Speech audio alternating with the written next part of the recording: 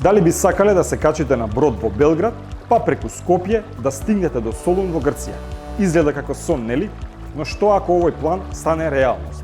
Во последната деценија се врати идејата за поврзување на реката Дунав со реките Морава и Вардар, со цел да се овозможи пловен пат за луѓе и за товар се до Егејското море.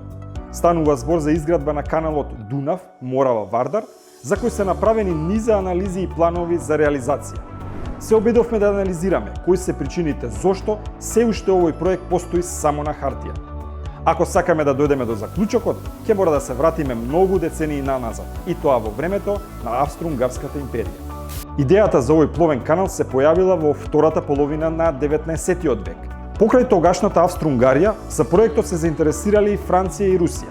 Во 1904 година и Велика Британија и САД влегуваат во игра за овој проект.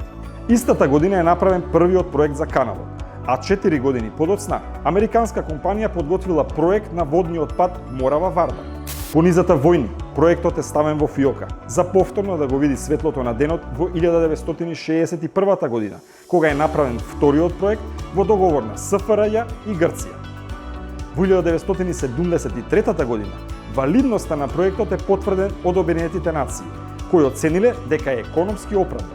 Во 1990 година и Европската заедница финансира студија за овој проект. Одеднаш молк се до 2013 година, кога и Кина влегува во игра, заинтересирана да го изгради овој канал. Идејата се враќа на агендата на трите соседни држави, на чија територија треба да биде изграден каналот. Ајде сега да дознаеме неколку факти за самиот проект.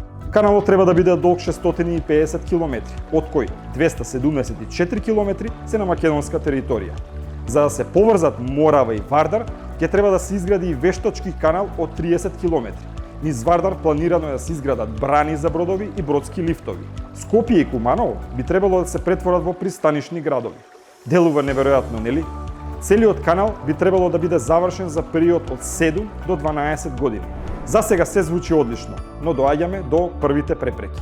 Првото прашање е дали Вардар има доволно вода за да биде пловен.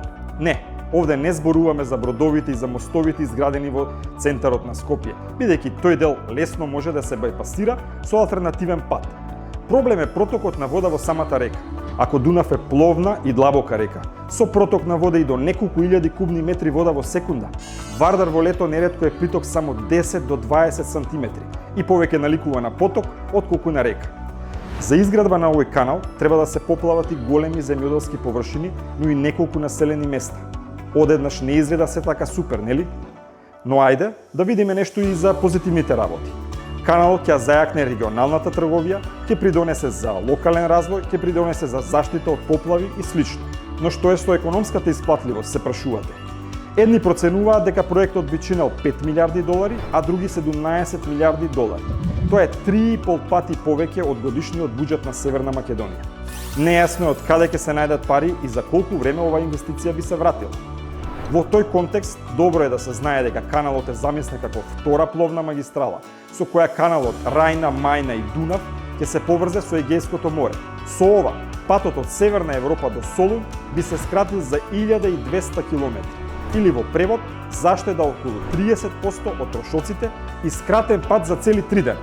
Сепак, ако се земе во предвид дека од првишната идеја до сега поминале повеќе од 150 години и дека до сега не била удрена ниту една лопата за старт на проектот, не изгледа дека во скоро време ќе им мафтаме на бродовите кои би поминувале преку Скопје.